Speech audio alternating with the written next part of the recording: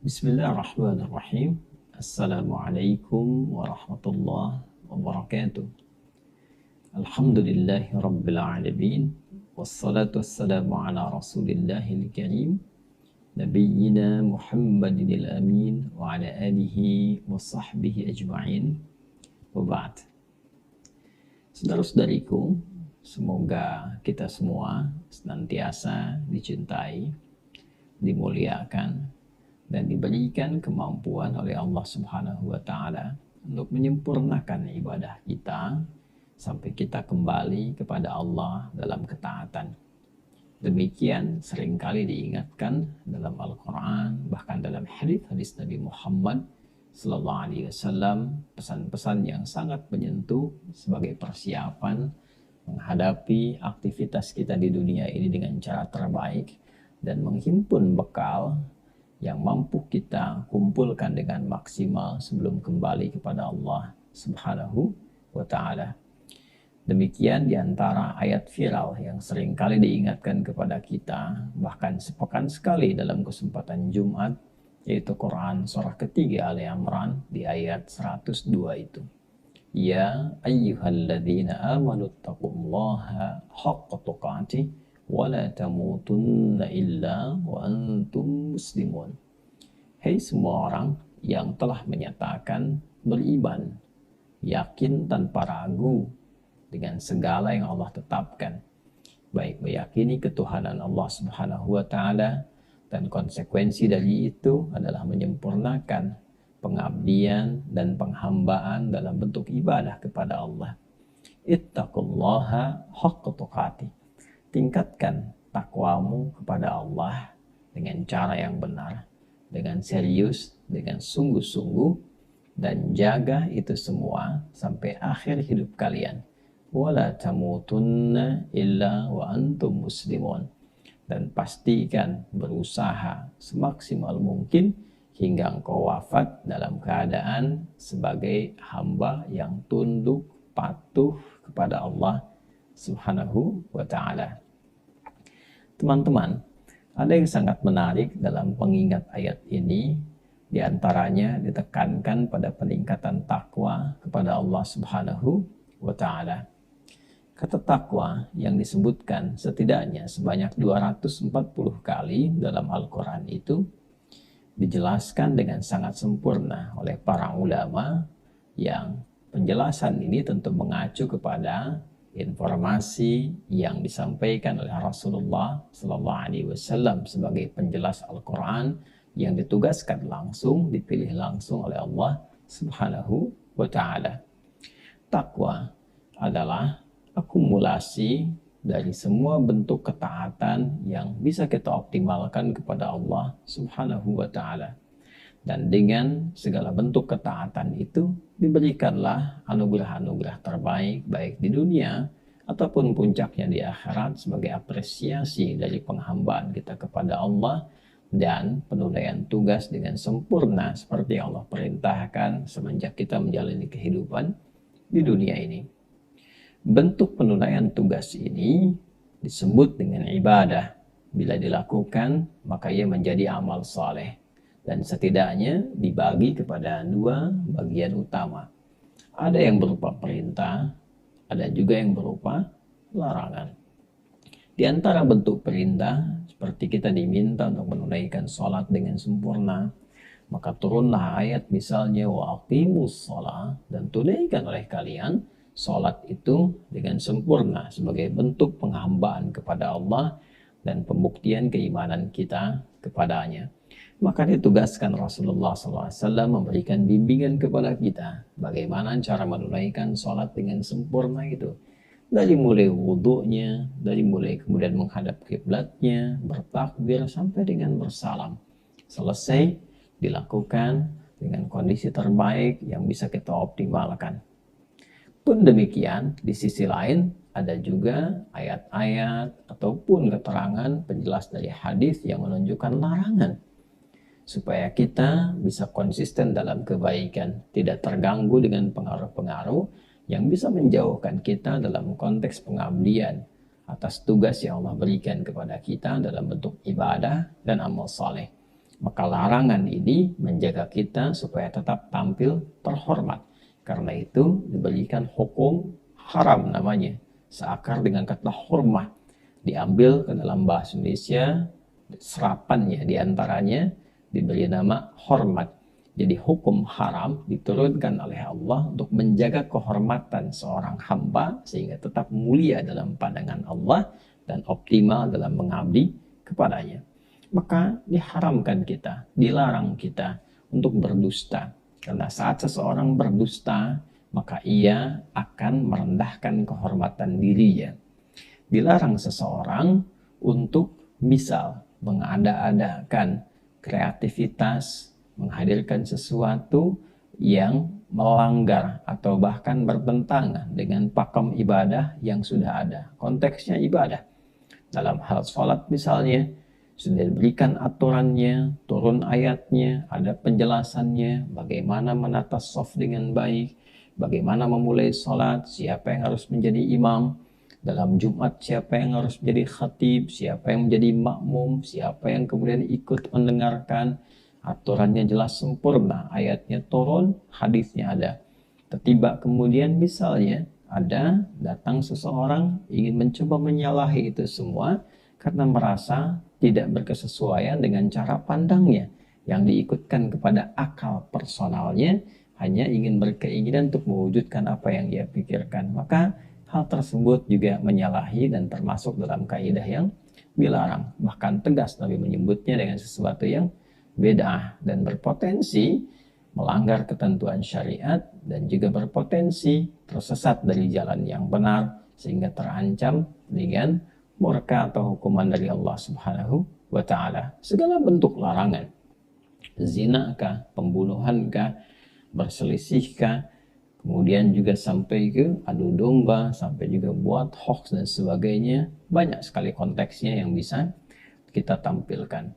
Baik perintah ataupun larangan, ketika kita optimalkan dalam menjalani kehidupan, baik dari sisi akidah, keyakinan kita untuk mengabdi dan menuhankan Allah Subhanahu wa ta'ala, ataupun ibadah, implementasi dari keyakinan kita menuhankan Allah, maka kita mengoptimalkan pengabdian kepadanya. Atau juga muamalah, kita bawa dalam konteks berinteraksi dalam kehidupan, baik secara personal ataupun juga dengan keluarga, dengan lingkungan, atau kehidupan berbangsa dan bernegara. Sangat komprehensif, sangat luar biasa sempurna di dalam Islam. Dan dengan kasih Allah Subhanahu wa ta'ala, dengan sayangnya, tidak dibiarkan seorang hamba kebingungan untuk bisa memikirkan bagaimana caranya bertakwa, bagaimana caranya ibadah, bagaimana caranya menghindari yang tidak Allah sukai. Maka lengkap, ditugaskan, dipilih seorang nabi yang sangat sempurna, akhlaknya, kemuliaannya, sifatnya, kebaikannya, bahkan dari silsilah namanya, dipilih untuk menyampaikan firman Allah Subhanahu wa ta'ala sekaligus menjelaskannya dalam bentuk perbuatan, dalam bentuk sifat, sikap beliau, bahkan juga dalam bentuk keterangan-keterangan perilaku beliau yang kemudian terangkum dalam bentuk tampilan yang sempurna yang bisa diteladani. Dalam bahasa Arab disebut dengan uswah dan diabadikan dalam Al-Quran di surat Al-Ahzab itu ketika Allah berfirman, laqad kana lakum fi rasulillahi uswatun hasanah. Dan sungguh Allah telah menetapkan pada kepribadian Rasulullah. Di situ ditekankan Rasulullah, bukan sekedar pribadinya sebagai seorang Muhammad SAW. Lebih dari itu, ada melekat sifat risalah kepada beliau. Dan dengan risalah itulah sempurna kemuliaannya untuk diteladani. Secara singkat, maka Allah memberikan kepada kita pedoman berkehidupan yang sempurna. Dari firman-Nya, terangkum dalam apa yang kita sebut sekarang dengan nama Al-Quran. Bahkan langsung namanya dari Allah Subhanahu wa ta'ala diturunkan di hari yang mulia, Jumat Sayyidul Ayyam, di bulan yang mulia, Ramadan, malamnya mulia, malam Al-Qadar, dengan utusan langit yang paling mulia Ruhul Amin, Jibril alaihissalam, kepada manusia termulia Muhammad sallallahu alaihi wasallam. Maka diberi nama dengan Al-Quran. Quran surah kedua misalnya Al-Baqarah ayat 185 sempurna menyebut nama Al-Quran itu. Syahrul Ramadan alladzi unzila fihil Quran hudan linnas. Diturunkannya Al-Quran di bulan yang mulia Ramadan, di waktu yang mulia, melalui makhluk-makhluk yang mulia tadi, maka tujuannya adalah hudan linnas, memberikan pedoman berkehidupan yang sempurna untuk manusia. Dari mulai ia menjalani tugas berkehidupan sampai ia wafat kembali pada Allah Subhanahu wa Ta'ala. Berisi 30 juz, 114 surah. Bukan sekedar untuk dibaca, karena membaca untuk mengetahui isinya. Setelah tahu, dipahami, dan diamalkan. Jadi Al-Quran, desainnya, konsepsinya adalah petunjuk berkehidupan, pedoman kehidupan yang sempurna, yang Allah firmankan, bukan kata-kata makhluk, bukan rekayasa manusia, bukan buatan manusia tertentu, tapi firman Allah Sang Pencipta kita yang membimbing kita dengan sempurna berkehidupan. Dijelaskan isi firman itu lewat penjelasan Nabi SAW. Turun ayat, Nabi jelaskan. Maksudnya begini, prakteknya seperti ini. Bukan sekedar dalam konteks ibadah bagaimana cara sholat, bagaimana cara tawaf, bagaimana cara berzakat. Tapi juga dijelaskan bagaimana cara berakhlak, bersopan santun kepada orang tua bagaimana, ayah dan ibu seperti apa, orang tua mendidik anak bagaimana, menjalani kehidupan bermasyarakat seperti apa, menjalani kehidupan berbangsa bagaimana. Dan lebih daripada itu, bagaimana kita menghamba kepada Allah, bagaimana kita mewujudkan keimanan kita dan mengimplementasikannya dalam konteks ibadah. Itu yang paling pokok. Maka ketika turun ayat tentang sholat, ketika turun ayat tentang haji, maka aturannya jelas diterangkan oleh Nabi. Diatur begini cara sholat yang benar, begini cara menghubungkan satu dengan lainnya dalam konteks membuat saf. Ini laki-laki, kalau ada perempuan seperti ini caranya. Kalau Jumat ini yang khutbah siapa, yang mendengarkan siapa, yang ikut siapa, yang dianjurkan siapa. Lengkap semuanya, bukan hanya ayatnya, bukan hanya hadis penjelasannya, tapi juga hikmahnya disampaikan. Kenapa yang khutbah mesti laki-laki? Kenapa bukan perempuan? Kenapa yang ditekankan laki-laki? Kenapa sepekan sekali? Ada hikmahnya. Dan manfaatnya, apa dampak sholat bagi kehidupan kita? Dari mulai ketenangan, dari mulai menghilangkan unsur-unsur keburukan, fahsya dan mungkar, dari mulai mengondisikan hati khusyuk untuk berdoa, membangun sebuah tautan, konektivitas antara hamba, makhluk dengan Khalik, semua dijelaskan dengan sempurna. Nah teman-teman, semua kesempurnaan ini, maka ia menjadi jalan kehidupan yang jelas bagi setiap insan beriman. Sepanjang dia muslim, beriman kepada Allah dan Rasulnya. Karena itu kan syahadat yang diucapkan, asyhadu an la ilaha illallah. Aku bersaksi dengan sesungguhnya sepenuhnya bahwa tidak ada Tuhan yang layak dipertuhankan dan diibadahi kecuali Allah. Kata Allah itu mengandung unsur uluhiyah, dipertuhankan, dan ma'budul haq, ya, yang disembah, diibadahi. Itu maksudnya di Quran surah ke-20 Toha ayat 14. Innani anallahu la ilaha illa ana, itu uluhiyahnya. Fa'budni, itu ubudiyahnya, kita kepada Allah. Ya, tidak ada Tuhan selain aku, kata Allah, akulah Allah, gak ada Tuhan selain aku. Itu uluhiyah, dipertuhankan. Fa'budni, maka buktikan kebertuhananmu kepadaku dengan menyembah aku. Bertanya kita bagaimana caranya ya Allah? Maka sempurna syahadatnya, wa asyhadu anna Muhammadan Rasulullah. Maka cara kita menyembah Allah, cara kita bertuhan kepada Allah, maka ikuti petunjuk Nabi Muhammad Sallallahu Alaihi Wasallam. Dan dengan itu bukan sekedar benar, tapi berpotensi mendapatkan cinta Allah. Demikian diisyaratkan di Quran surah ketiga Ali Imran di ayat 31. Qul in kuntum tuhibbunallaha fattabi'uni yuhibbukumullah wa yaghfir lakum dzunubakum. Katakan Muhammad SAW, viralkan, sampaikan, jika memang kalian ya umatnya Nabi Muhammad SAW khususnya serius mencintai Allah, ingin mengabdi kepada Allah, maka buktikan caranya dengan mengikuti Rasulullah SAW. Ikuti.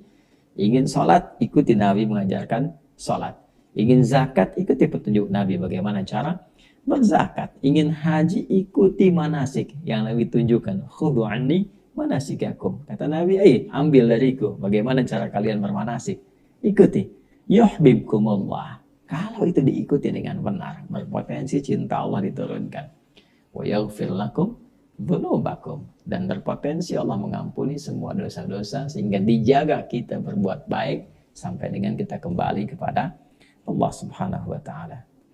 Teman-teman, semua ketentuan yang mengatur kehidupan kita ini, baik konteks akidah, keberimanan kita kepada Allah, ibadah, cara kita mengimplementasikan iman dengan menyembah Allah dengan segala aspeknya dan dimensinya, akhlak, cara kita bersikap memuliakan Allah dalam ibadah ataupun memuliakan lingkungan dalam konteks berinteraksi sosial, atau juga dalam konteks bermuamalah, bagaimana berinteraksi baik secara personal, dalam lingkup keluarga, bermasyarakat, berbangsa, bernegara, berbeda keyakinan, semua lengkap dalam Quran, penjelasannya secara detail dalam hadis-hadis Nabi Muhammad Sallallahu Alaihi Wasallam, sehingga memberikan kita jalan yang jelas dan terang untuk mengikutinya. Kan? Kalau ada petunjuk jelaskan ya. Saya sekarang misalnya akan berangkat ke Saudi untuk haji dan umrah. Kan? Baik, persiapan nih dari sekarang. Kalau ada petunjuknya enak kan? Ya, ini petunjuknya dari mulai keberangkatan secara teknis. Insya Allah keberangkatan kloter sekian, berangkat di embarkasi sekian, jam sekian, kelompoknya sekian, ya kan? Ketua kloternya si Fulan, ya kan? Dan terus kemana dulu nih? Apakah ke Mekah dulu, ya kan? Gelombang yang kedua ataukah ke Madinah? Gelombang yang pertama, berapa hari durasinya? Apa yang dikerjakan di Madinah? Apa yang dikerjakan di Mekah? Lengkap semua, itu panduan. Maka ketika ditemukan panduannya, ya, dan kita bisa mengikuti dengan jelas, dengan terang, at-thariqul wadih, jalan yang terang, jalan yang jelas, yang bisa diikuti, yang mudah untuk dicerna dan gampang untuk dipraktekkan. Itu dalam bahasa Arab dikenal dengan nama manhaj namanya. Kan? Maka Quran ketika difirmankan dan dijelaskan oleh Rasulullah SAW, difirmankan oleh Allah Subhanahu wa taala, dijelaskan oleh Rasulullah Sallallahu Alaihi Wasallam, maka penjelasan dari Nabi itu termasuk ayat yang difirmankan oleh Allah itu membentuk pedoman berkehidupan, membentuk manhaj bagi kita semua insan beriman. Al-Quran hudal linnas, pedoman berkehidupan untuk semua manusia. Dijelaskan oleh Nabi isi pedoman itu. Nah, semua kurikulum itu membentuk kurikulum dari Al-Fatihah sampai An-Nas plus penjelasan Rasulullah SAW, itu bagi kita adalah pedoman berkehidupan, jalan yang terang. Itulah manhaj. Jadi yang disebut dengan manhaj itu adalah pedoman kurikulum yang sangat jelas dan terang dalam berkehidupan, baik dalam konteks kita mengabdi kepada Allah, beribadah, ataupun berinteraksi sosial dalam berkehidupan di muka bumi ini sebagai personal, anggota keluarga, masyarakat, berbangsa, dan bernegara. Sempurna, lengkap sekali. Bahkan di ayat-ayat Quran itu ketika dijelaskan oleh Nabi SAW, para ulama kita membuat topik-topik tematik seperti Sahih Al-Bukhari ini, teman-teman sekalian. Ini kan ada 97 tema, ya kan? Di dalamnya. Ya, dari mulai yang pertama kita Badul Wahyi, Kitabul Iman, Kitabul Ilmi, kemudian terus 97 topik. Yang kira-kira kita perlukan apa? Anda sebagai pebisnis ada Kitabul Buyu, keluarkan aja itu. Ayatnya apa? Hadisnya apa? Ya kan? Anda sebagai mahasiswa ada Kitabul Ilmi. Silahkan belajar dari situ. Bagaimana cara menuntut ilmu yang benar. Doanya apa? Mengatur waktu seperti apa? Ya kan? Sampai juga pada konteks ibadah, sholat misalnya, ya sempurna sekali. Di sini diterangkan, urutannya lengkap sekali. Dari mulai fardunya sholat, dari mulai terus ketentuan, sampai ke cabang-cabangnya. Seperti sholat Jumat, ini ada khusus. Bab tentang sholat Jumat. Dari mulai fardu Jumat itu seperti apa sih asal mulanya difardukan Jumat. Turun ayatnya disebutkan. Dari ayat ke hadis, terus kemudian rinci sekali. Sampai ke khutbah, sampai ke keutamaan, sampai juga fadilah. Keutamaan-keutamaan tambahan diatur sempurna sekali, ditunjukin mandinya pakai parfum dan sebagainya, lengkap. Siapa yang bisa bikin itu di antara manusia? Gak ada. Ya, karena memang agama ini bukan rekayasa, bukan buatan. Ini petunjuk yang Allah kasih supaya kita selamat, supaya benar berkehidupan, sampai kita pulang dengan cara yang benar pula. Ya, gak ada manusia yang bisa bikin seperti itu. Karena itu apa yang ditetapkan dalam Islam adalah benar-benar petunjuk yang Allah berikan dan diterangkan sempurna melalui utusannya Nabi Muhammad Sallallahu Alaihi Wasallam. Demikian para ulama membuat tematik-tematik dalam ayat-ayat juga sesuai dengan kebutuhan-kebutuhan kita. Ya, misalnya di sini ada buku tentang tadarus Quran. Ya, bagaimana kita bisa menempatkan ayat-ayat sesuai dengan ya aktivitas yang kita jalani. Pernah nggak mengeluarkan sebagai seorang ayah ayat-ayat tentang ayah, hadisnya kemudian dikeluarkan. Seorang ibu ayat-ayat tentang ibu, hadisnya dikeluarkan. Demikian sebagai bagian dari ya, pengabdi misalnya di masyarakat berbangsa bernegara sebagai apa? Sebagai birokrat, pejabat, kan ada ayatnya lengkap, ya kan? Bagiannya apa? Hadisnya turunkan. Ada Kitabul Imarah di Sahih Muslim, bab tentang tata negara. Wah, jelas sekali semuanya. Maka teman-teman sekalian, itulah manhaj. Ya. Dan bagi orang Islam yang beriman, itu tidak ada peluang sedikit pun untuk bisa berbeda atau sengaja menyalahi dari apa yang telah ditetapkan. Ya, dalam konteks ini yang pakemnya telah jelas.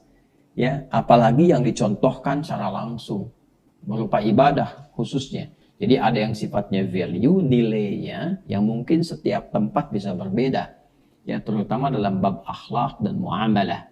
Ya, nggak bisa disamakan setiap tempat karena tradisi adatnya bisa beda-beda. Karena itu fikih dalam konteks muamalah itu di Amerika misalnya dengan di Saudi Arabia, di Timur Tengah dengan di Asia Tenggara atau di Indonesia khususnya dalam beberapa hal bisa berbeda.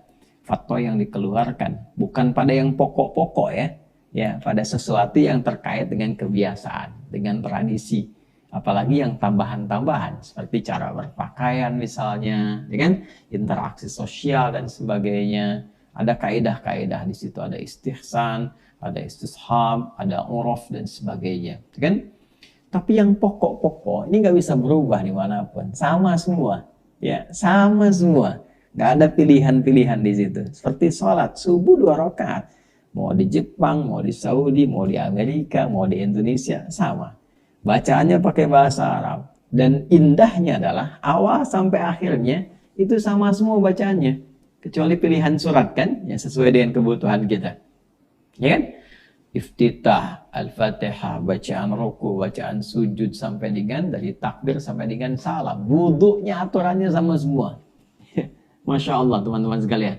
Baik ya, bisa digambarkan ya. Dan aturan itu nggak bisa dirubah. Ya, kita ambil contoh misalnya, sholat yang berjamaah, kita ambil yang sepekan sekali lah, Jumat misalnya kan. Ya, aturannya sangat luar biasa, sempurna. Ayatnya turun dengan namanya, surah Al-Jumu'ah, surah 62 itu kan. Di ayat 9 sampai dengan 11. Lalu aturannya lengkap tuh dalam hadis Nabi. Ini di Al-Bukhari ada. Ya, ada tentang babnya, bab tentang sholat, kitabus sholat, kemudian babnya tentang sholat Jumat. Itu diatur sempurna. Dari mulai ayatnya, dari mulai sebelum kita berangkat sampai datang, sampai dengan nyusun saf, sampai siapa yang khutbah, bagaimana cara menyusun saf, etikanya bagaimana, laki-laki di mana, perempuan di mana, siapa yang berkhutbah, ya, sampai nanti kita dapati ayatnya, hadisnya, hikmahnya. Ayat menunjukkan perintah, hadis memberikan penjelasan teknis, hikmahnya. Kenapa seperti itu?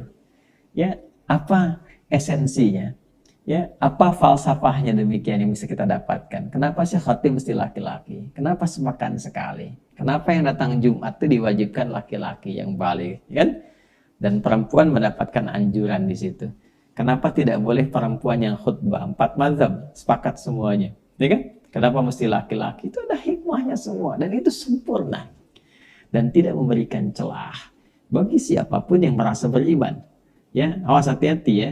Awas hati-hati, jangankan orang biasa, selevel sahabat pun, ya, tabi'in pun, ulama-ulama, kiai, misalnya habaib yang punya ilmu pun gak bisa merubah itu karena sudah pakemnya jelas.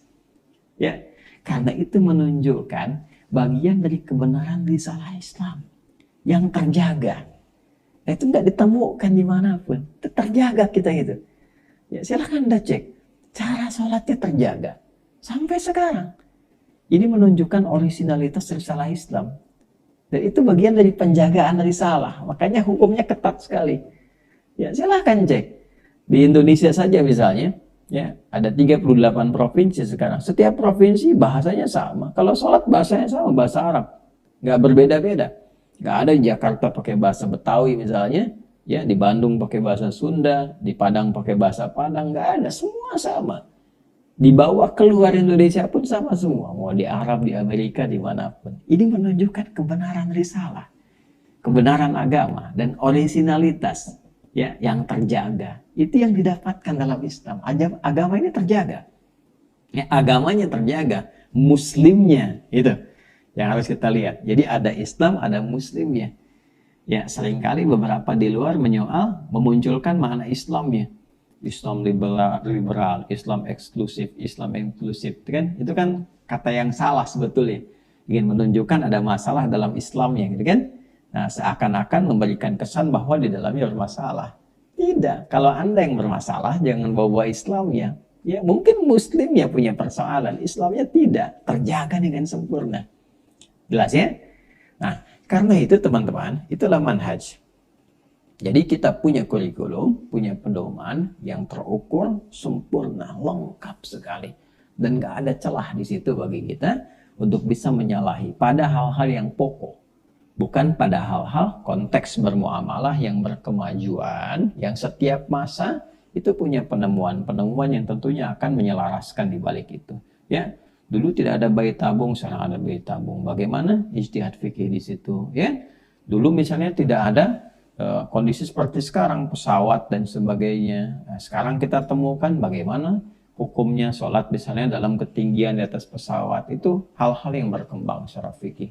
Padahal hal yang pokok itu terjaga secara sempurna. Nah, dalam manhaj ini begitu bijaknya Allah. Karena memang tahu semua keadaan hambanya. Karena Allah pencipta kita.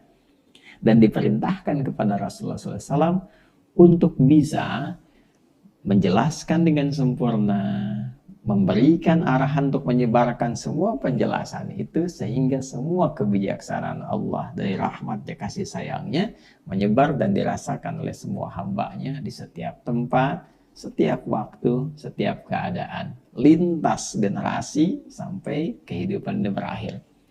Di antara sifat bijak itu Allah Subhanahu wa Ta'ala memberikan arahan dalam konteks beribadah misalnya sesuai dengan kemampuan hambanya. Jadi dalam manhaj itu nanti kita akan temukan cara-cara yang Allah berikan ke lapangan sesuai dengan kemampuan hambanya yang terkumpul pada satu keadaan yang sama. Contoh, misal dalam konteks menunaikan ibadah sholat. Ada seseorang yang dari i'tidal itu akan turun ke sujud misalnya. Ada yang tak mampu dengan telapak tangan karena ada persoalan. Maka diberikan kesempatan turun dengan lutut terlebih dahulu. Ya, dalilnya misal di Abu Daud nomor hadis 838 dari sahabat Wa'il bin Hujr. Ya kan? Silakan dahulukan lututmu, ya kan, sebelum telapak tanganmu. Tapi kalau lutut bermasalah, silahkan dahulukan telapak tangannya. Jelas? Nah, hadisnya misalnya di kitab yang sama, di Abu Daud nomor hadis 840 sampai 841 dari sahabat Abu Hurairah radhiyallahu taala anhu. Maka yang tak mampu ada persoalan dengan lutut silahkan gunakan telapak tangan. Baik. Contoh lain, teruskan lagi. Dalam bacaan, ya di suku-suku Arab itu ada yang tak mampu membaca A. Setiap disebutkan A, dia jawab E. Madrasah, madrasah. Kaifa halu, kaifa halik. Ya kan? Maka ada imalah, ya miring sedikit dari A ke E. Maka ketika diturunkan Al-Quran dengan bacaan qiraat itu, maka boleh dibaca dengan imalah dengan makna yang sama. Ya, memudahkan seseorang untuk baca sesuai dengan dialek dia yang ada, diakomodir tuh di situ. Tapi maknanya nggak berubah. Jadi ketika orang baca wadduha, ini baca wadduha sesuai dengan lahjahnya, kemampuan lisannya. Wadduha, wadduha. Wal-laili idza saja, wal-laili idza saja. Maknanya sama, nggak ada yang berubah sedikit pun. Kan? Tapi diberikan kemudahan, kenyamanan dalam mengucapkannya, sehingga mampu mengucapkan, mampu menjalani sesuai dengan kemampuannya dan mendapatkan makna yang sama tanpa dibedakan. Indah teman-teman sekalian ya. Nah, ketika Allah menilai seorang hamba itu mampu menunaikan dengan satu cara saja, ya kan? Yang sama, semua bisa dilakukan, maka Allah turunkan satu cara saja. Satu, selesai. Seperti takbir mengucapkan Allahu Akbar. Nggak ada pilihan. Kita belum pernah dengar Allahu Rahman, Allahu Rahim. Dengan Allahul Ghafur dalam konteks bertakbir saat sholat. Karena setiap orang mampu mengucapkan Allahu Akbar. Dengan kalaupun lisannya bermasalah, setidaknya hatinya bisa mendorong ya untuk bisa menghadirkan makna Allah, Allahu Akbar, lafaz Allahu Akbar. Satu. Tapi perhatikan, ketika dinilai seorang hamba, ya belum tentu punya kemampuan untuk melakukan pada satu cara yang sama, diberikan alternatif sesuai kemampuannya dan dikunci itu. Udah, segini saja. Karena hamba kalau nggak bisa yang ini, bisa melakukan yang ini. Nggak bisa pakai telapak tangan, bisa pakai lutut. Dan nggak usah menyalahi dari dua itu. Silahkan pilih. Mau pakai telapak tangan atau pakai lutut. Yang salah yang pakai kepala duluan. Gitu kan? Ya, jelas ya? Silahkan. Yang mau pakai A, baca Quran tuh. Riwayat Hafiz dari Asim misalnya yang kita bacakan. Wadduha. Ada lisan yang sulit. Yang pakai E, silahkan. Ya kan? Wadduha. Misal ada di Waras misalnya dari Nafi' atau riwayatnya ya Hamzah yang punya dua murid muqri'nya ya, ada qari'nya siapa? Ada Khalad dan Khalaf. Gitu kan? Silahkan. Semua punya kemudahan. Tapi dikunci di situ. Ini saja. Nggak bisa kemudian ya beberapa orang kreatif. Apakah ingin menghadirkan dengan bahasa dia sendiri, dengan terjemahannya. Oh ini nggak masuk akal nih. Memang bukan untuk akal Anda karena akal Anda terbatas. Bukan berarti ketika Anda tidak paham, ya, maka semua ketentuan itu harus ikut ketentuan Anda. Tidak. Ya. Maka Anda belajar supaya paham. Di situ datang hikmah. Kalau akal tak sampai, maka iman bekerja. Ketika iman bekerja, Allah turunkan hikmah. Ya. Kan pandangan terbatas, melihat terbatas, makin jauh tak kelihatan. Mendengar terbatas kan? Ya, di bawah 20 Hz, di atas 20.000 nggak bisa dengar kan? Jadi kalau pandangan dan pendengaran terbatas, kenapa akalnya nggak mau terbatas? Dan nggak usah kreatif. Agama itu sudah Allah tetapkan. Ya, bukan dihadirkan berdasarkan kreativitas manusia. Kalau berdasarkan kreativitas manusia, nanti setiap orang tuh punya versinya masing-masing. Karena itu Allah atur. Jelas ya? Nah, berbagai macam hal yang tadi ditampilkan, satu pilihan, satu cara, satu dalil, satu manhaj. Beragam pilihan dalam konteks kerangka yang sama, ya kan? Dalam satu mazhab diberikan pilihan, dalam satu manhaj diberikan pilihan-pilihan untuk memudahkan, ya kan? Maka itu tetap kerangkanya satu kesatuan utuh, ya kan? Yang Allah telah tetapkan sesuai dengan kemampuan kita. Saat kita memilih itu, sesuai dengan urutan-urutan, ketentuan dalilnya, petunjuknya. Oh ini, saya mau pilih yang pakai lutut. Ya, karena ini ada pilihannya, ada dalilnya, ada sanadnya tersambung pada Rasulullah dibenarkan. Saya mau pakai telapak tangan. Ini dalilnya, ini ada urutannya, tahu cara menyimpulkannya, kan?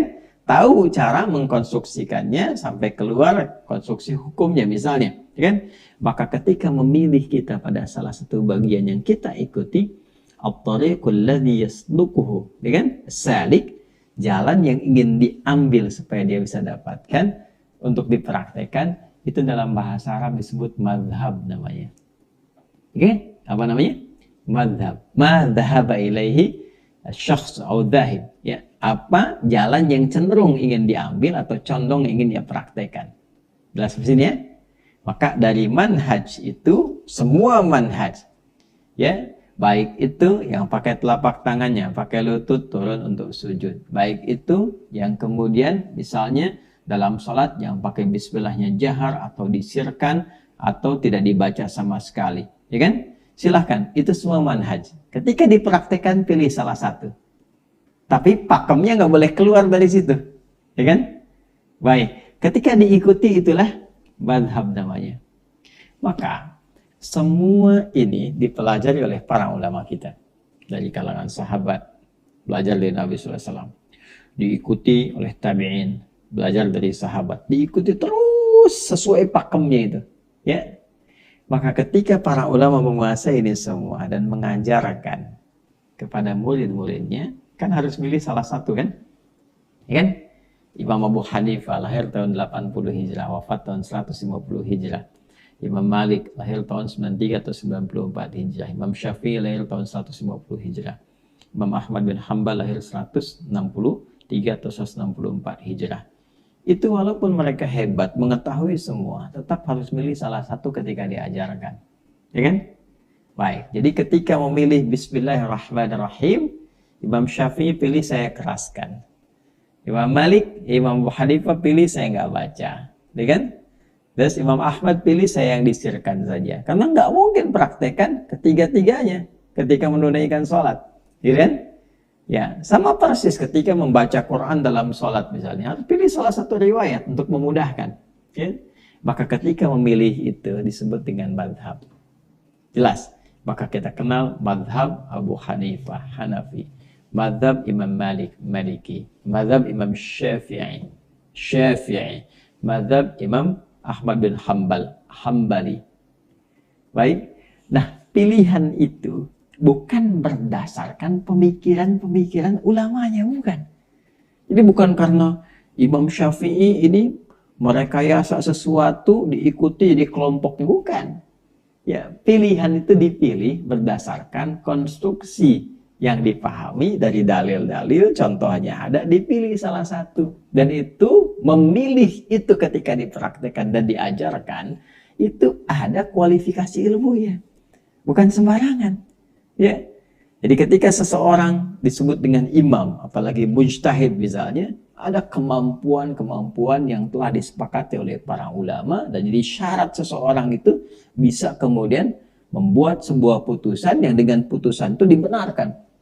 Tahu ilmunya, kefikihannya, penguasaan bahasanya, ya, tingkat penguasaan sosialnya, fikihnya, usul fikihnya, konstruksi hukumnya, cabang-cabang semua ilmu terkumpul pada dirinya sehingga bisa memilih dan menetapkan mana yang akan dipraktekkan dengan semua akumulasi keilmuannya. Baik itu yang sifatnya langsung ataupun dengan isyarat-isyarat yang menjadi kaidah, yang dengan kaidah itu bisa dipraktekkan dalam setiap masa, setiap waktu, dan setiap pergantian zaman. Maka saat kita mengenal mazhab Hanafi, Imam Abu Hanifah. Siapa itu Abu Hanifah? Kan? Mazhabnya Imam Malik. Siapa Imam Malik? Ya, jadi ketika mereka semua Hanafi, Maliki, Syafi'i, Hanbali mengajarkan kepada kita lewat rumusan-rumusan yang mereka susun dalam kitab-kitab sampai kepada kita, itu bukan sekedar pemikiran-pemikiran mereka, itu bukan pemikiran. Ya, tapi itu akumulasi dari semua informasi yang mereka terima dan dengan kepakaran mereka, mereka pahami, disampaikan kepada kita, lalu dipraktekkan oleh kita menjadi bagian dari konteks kita menunaikan ibadah kepada Allah Subhanahu wa Ta'ala. Jadi itulah yang menjaga cara kita beribadah sesuai dengan sanad ilmunya dan sampai kepada Nabi.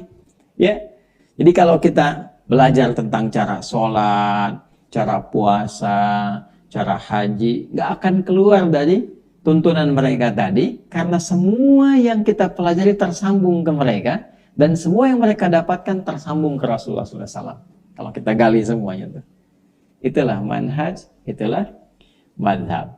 Jadi madhab bisa jadi berbeda, karena cenderung memilih apa yang nyaman untuk kita praktekkan.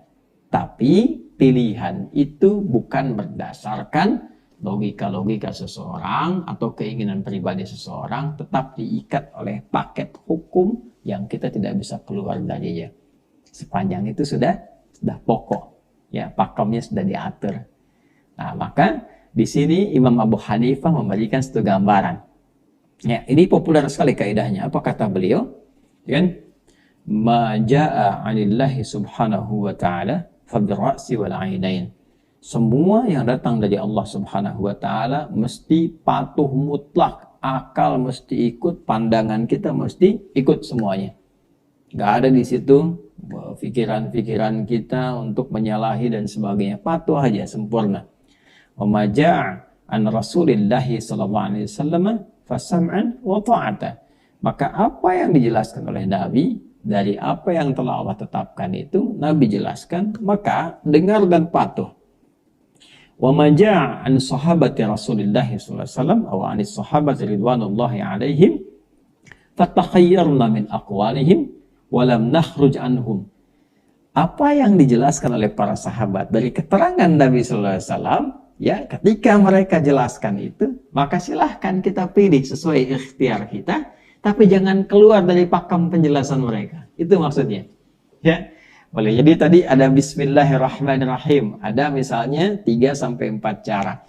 Dijaharkan, disirkan, dibaca ya dengan keras, tidak dibaca dengan silent, tidak dibaca sama sekali. Yang keempat dibaca jaharkan pertama, selanjutnya tidak. Ya kan? Dapat kita semua riwayat itu dari para sahabat terkumpul. Lalu kita pilih salah satu, karena nggak mungkin kita praktekkan keempat-empatnya. Ya. Bismillahirrahmanirrahim. Bismillahirrahmanirrahim. Nggak dibaca sama sekali. Nggak mungkin kan? Kan? Pilih salah satu. Itu yang dimaksudkan. Silahkan kita pilih sesuai dengan kadar keilmuan kita. Kita dapatkan yang nyaman untuk bisa kita praktekkan. Tapi tidak keluar dari ketentuan itu. Jadi jangan bikin logika sendiri. Ya. Termasuk tentang nyusun saf misalnya, tentang siapa yang khutbah Jumat, silahkan. Ini yang dari ayat ada turun nih, sudah ayatnya ada turun jelas, amalkan. Apa maksud ayat itu? Lihat keterangan Nabi. Praktek Nabi bagaimana? Sam'an wa ta'ah. Kalau kata Nabi yang khutbah laki-laki, laki-laki. Ketika dihadirkan perempuan, berarti menyalahi Nabi itu. Dan bermaksiat pada Nabi bahaya, gitu kan? Itu bahaya sekali. Baik, bagaimana cara nyusun saf? Nabi aturkan. Lalu sahabat memberikan penjelasan lebih terang kepada kita ya dari apa yang didapatkan dari Nabi. Nabi jelas kepada mereka, tapi kan kita nggak bisa mengakses Nabi. Maka dari sahabat kita mendapatkan ya, dari mana kita kan nggak bisa langsung ke sahabat. Dapat kemudian tabi'in diteruskan sampai ke kita. Itulah yang disebut dengan sanad.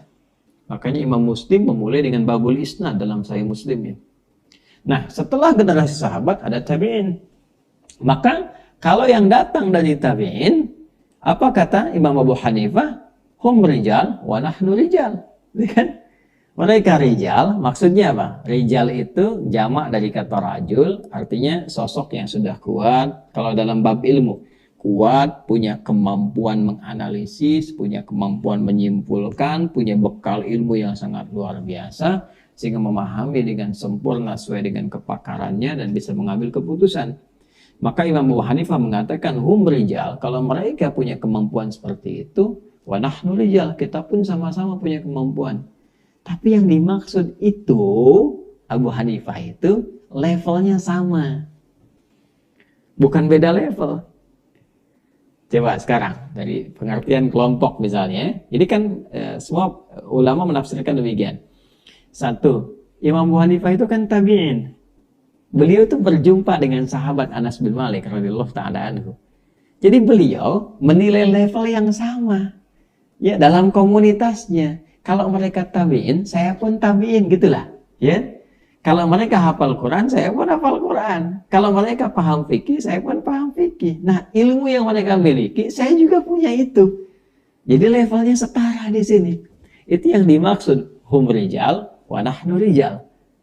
Jelas ya? Jadi ada kesetaraan dalam bab keilmuan, ada bab kesetaraan dalam satu generasi, ya kan? Nah ini kalau mereka ditabiin rijal, ya kan? Lantas kita yang bukan tabiin misalnya, dan ilmunya bahkan jauh daripada itu, maka nggak pantas sebut rijal dalam bidang keilmuan. Mungkin hum rijal, ya, wa ana sobi, ya, hum rijal, wa nahnu sibyan. Ya mereka itu udah pakar, udah jauh ilmunya dan sebagainya. Kita itu masih meniti, gitu. Ya, seperti bayi masih merangkak, masih meniti. Maka nggak bisa kemudian level kita disamakan dengan mereka. Kalau mereka bisa berijtihad, mereka mujtahid mutlak, maka kita pengikut. Ya, karena itu dalam konteks yang sudah diatur, sudah pasti. Khutbah Jumat begini, nyusun sab begini, keterangan ulama mujtahidnya seperti ini, hadisnya jelas, ayatnya sangat terang sekali, maka kita yang nggak selevel dengan mereka, udah ikutin, pakemnya begitu. Nggak bisa dengan mengatakan, wah ini mazhabnya nggak boleh begitu, ya kan? Wah, sesuai dengan pemikiran, kita nggak terbatas, yang ini menyalahi misalnya kesetaraan gender, itu kan pemikiran Anda. Ya kan? Dan setiap orang punya pikiran akan berbeda. Kalau agama ini dipraktikkan dengan pandangan masing-masing, maka ada berapa banyak versi yang akan didapatkan. Justru Allah memberikan rahmat kepada kita dengan sesuatu yang sudah terjaga, manhaj dan madhab untuk kita memilih yang sesuai kemudahan, tapi pakemnya telah diatur untuk menjaga ketertiban umat ini dalam menyembah Allah, dalam beribadah, sekaligus menjaga originalitas agama ini, sekaligus menunjukkan kebenaran Islam yang dengan itu berpeluang setiap hamba mengenal Allah lebih dekat dan berpotensi menjadi taat dan pulang dalam keadaan husnul khatimah. Jadi itulah manhaj, itulah madhab. Dalam konteks beragama, kita harus menempatkan dengan cara yang baik. Ya, kalau mau ditarik ke konteks yang lain sesuai kepakaran boleh-boleh saja. Misal, ya, saya ingin mengikuti madhabnya Pak Habibie dalam membuat pesawat, boleh. Kalimat itu boleh, karena Pak Habibie kan punya cara pandang, punya pilihan, kepakaran di bidang A. Anda pengen ikuti, boleh. Ya, madhab dalam pembuatan pesawat. Ya, khususnya misalnya di tentang sayap pesawat dan sebagainya, boleh aja sesuai dengan bidangnya. Ya, tapi jangan Anda tempatkan misalnya, ya, mohon maaf, pandangan-pandangan ya Pak Habibie misalnya di tempat yang lain.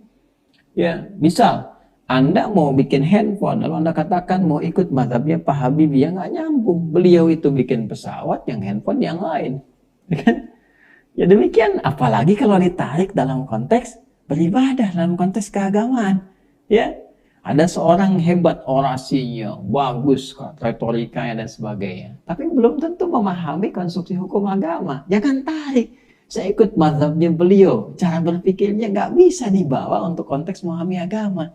Karena beda, ya, beda teman-teman sekalian. Hati-hati, ya, hati-hati sekali lagi ya. Sepeda punya jaka sembung, beda bung. Gitu ya. Jadi ini nggak sama ya.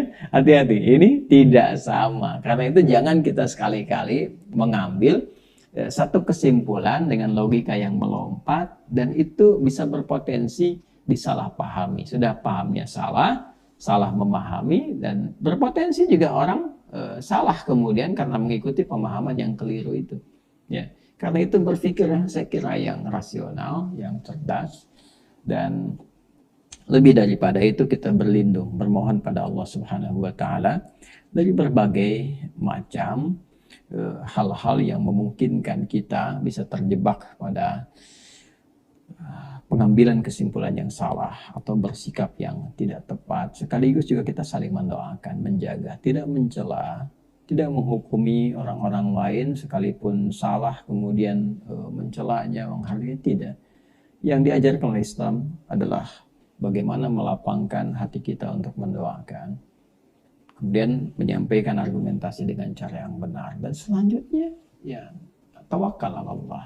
Kita bertawakal kepada Allah, kita telah bermohon, kita telah berusaha, sehingga hisab kita diringankan di hari kiamat ketika ditanya.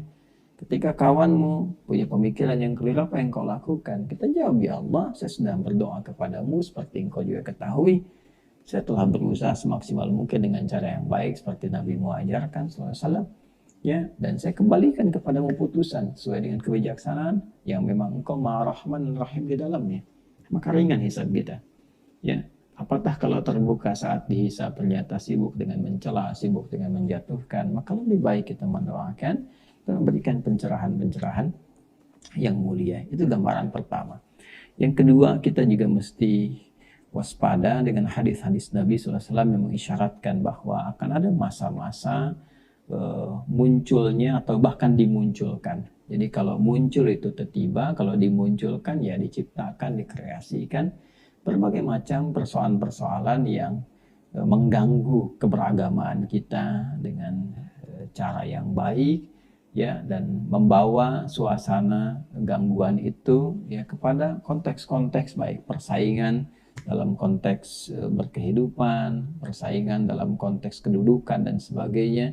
Maka saya pun memberikan nasihat kepada teman-teman untuk yang bertugas ya di berbagai macam ragam tugas kehidupan berbangsa, bernegara, termasuk para ulama, ya kita semua juga, untuk menjaga stabilitas, menjaga kebaikan. Kalau bisa dilakukan dengan cara yang baik, tidak harus memunculkan hal-hal yang tidak tepat, yang mengganggu keteduhan, kedamaian, ketentraman, yang semua itu hanya menyebabkan mafsadat, sesuatu yang rusak, dan juga berpotensi memecah belah sesuatu yang telah kita sulam untuk menjadi lebih baik, bersatu dalam kebaikan. Tentu kita husnudzan, terus berdoa, terus menjaga kebaikan, dan tentunya mudah-mudahan istiqomah sampai kita kembali pada Allah Subhanahu wa Ta'ala. Demikian madhab dan manhaj. Ya, kita sudah pahami dengan baik, bisa menempatkan dengan baik. Jadi kalau ingin jadi orator, ingin jadi diplomat ulung, ingin jadi pemimpin yang hebat dalam konteks kebangsaan, ya kenegaraan, maka silahkan madhab Bung Karno. Kan? Kalau ada yang ingin pintar membuat pesawat, ya begawan, ya di bidang-bidang misalnya terkait dengan tadi dirgantara dan sebagainya, silahkan. Ada madhab Habibi misalnya kan, ya bagi orang-orang yang ingin pakar di bidang-bidang tertentu, silahkan seperti yang tadi saya sampaikan. Tapi kalau beragama sudah jelas, madhabnya sudah diatur. Ya, ada madhab Hambali, madhab Syafi'i, madhab Maliki, madhab Hanafi, yang semua itu disusun berdasarkan kepakaran-kepakaran, konstruksi yang jelas, pakem-pakem yang telah terukur, sekali lagi dengan hikmah untuk menjaga kebenaran Islam, orisinalitas ajarannya, dan juga kesatuan dalam penghambaan kita kepada Allah Subhanahu wa Ta'ala. Dan puncaknya kita bersyukur tinggal di Indonesia, karena kita sebagai Muslim yang beriman merasa terjaga dengan undang-undang yang telah disepakati, yang menjaga kita dalam konteks keutuhan beribadah kepada Allah Subhanahu wa Ta'ala. Pasal 29 ayat 2. Saya